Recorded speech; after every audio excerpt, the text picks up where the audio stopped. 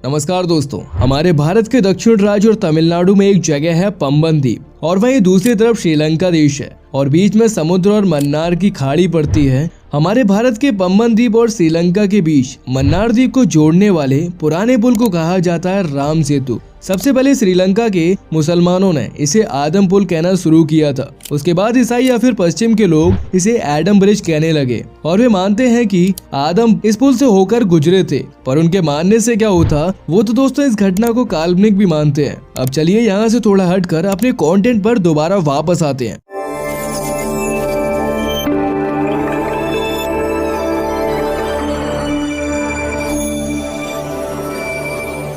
इस पुल के आसपास के पत्थर पानी में तैरते हुए दिखाई पड़ते हैं। बड़े बड़े पत्थरों का पानी में यूं तैरना लोगों को हैरान करता है और हमारा यह मानना है कि यह प्रभु श्री राम जी की ही कृपा है। लगभग 50 किलोमीटर लंबी पुल के जैसी यह संरचना अजूबों से भरी है। 15वीं शताब्दी तक इस पुल पर चलकर रामेश्वरम से मन्नार द्वीप तक आया जा सकता था, लेकिन तूफानों ने यहाँ समुद्र में काफी ज्यादा गहराई पकड़ ली और 1480 ईस्वी में भारी तूफान के कारण यह टूट गया और जल स्तर बढ़ने के कारण यह डूब गया। वाल्मीकि रामायण कहती है कि जब प्रभु श्री रामचंद्र जी ने माता सीता को लंकापति रावण से छुड़ाने के लिए द्वीप पर चढ़ाई की, तो उस वक्त उन्होंने विश्वकर्मा के पुत्र नल और नील के द्वारा सेतु का निर्माण किया था। इसे बनाने में पूरी वानर सेना का एक बहुत बड़ा योगदान रहा। और दोस्तों, आज इन तस्वीरों को सैटेलाइट द्वारा देखा जा सकता है, पर अब ये कई फीट नीचे पानी के अंदर दफन हो चुके हैं। उस समय असंभव कार्य को संभव किया पूरी वानर सेना में सभाई प्रभु श्री राम जी की भक्ति ने, और हर पत्थर पर प्रभु श्री राम जी का नाम लिखकर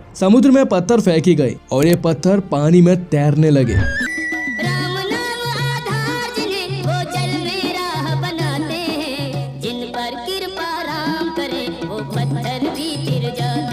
भगवान राम ने यहाँ धनुष मारा था, उस स्थान को कहते हैं धनुष कोडी। प्रभु राम ने अपनी सेना सहित लंका पर चढ़ाई करने के लिए एक उक्त स्थान के लिए एक ब्रिज बनाया। इसका उल्लेख मिलता है स्पष्ट वाल्मीकि रामायण में। श्री राम जी ने सेतु का नाम नल सेतु रखा था। रामायण में बताया कि यह मात्र 5 दिनों में बनकर तैयार हो गया था। 100 योजन लंबा यह पुल और 10 योजन चौड़ा इस पुल को नल सेतु की संज्ञा दी गई। और दोस्तों, नल के निरीक्षण में वानरों में एक बहुत प्रयत्न पूर्वक इस सेतु का निर्माण किया, जो कि गीता प्रेस गोरखपुर में छपी पुस्तक में श्रीमद् वाल्मीकि रामायण कथा सुर सागर के वर्णन में है। इस प्रभु श्री रामचंद्र जी में राम सेतु के नामकरण के अवसर का उनका नाम नल सेतु रखा गया। इसका कारण था कि लंका तक पहुंचने के लिए निर्मित पुल का निर्माण विश्वकर्मा के पुत्र नल द्वारा बताई गई नई टेक्नोलॉजी के द्वारा होगा। अगर कभी गौर से महाभारत पढ़ी जाए तो उसमें भी राम के नल सेतु का जिक्र आता है।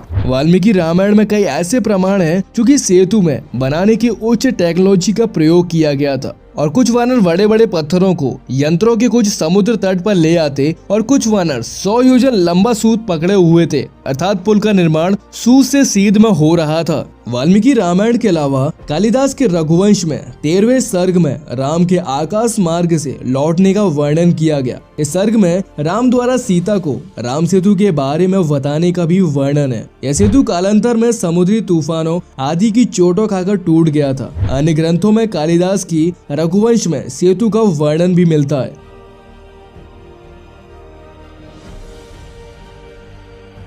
वाल्मीकि के अनुसार 3 दिन में खोजबीन के बाद यह श्री राम जी ने रामेश्वरम के आगे समुद्र में वह स्थान ढूंढ निकाला, यहाँ से आसानी से लंका पर चढ़ाई की जा सकती थी।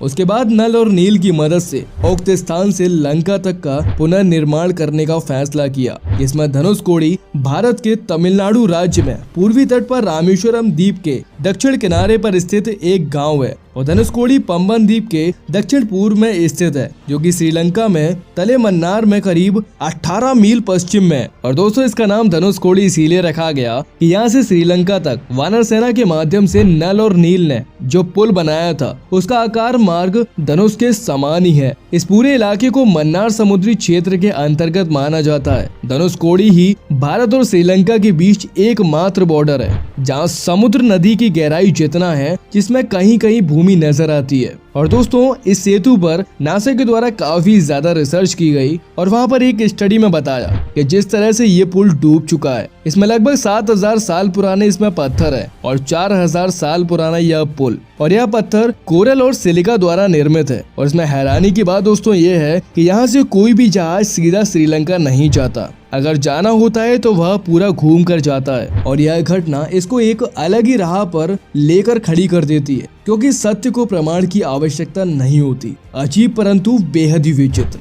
तो दोस्तों आशा करता हूँ छोटी सी जानकारी छोटे से चैनल द्वारा आप तक पहुँचाने की कोशिश की गई। ऐसे और तथ्य जानने के लिए बने रहिए चैनल पर। So do mention in the comment, share the video. धन्यवाद।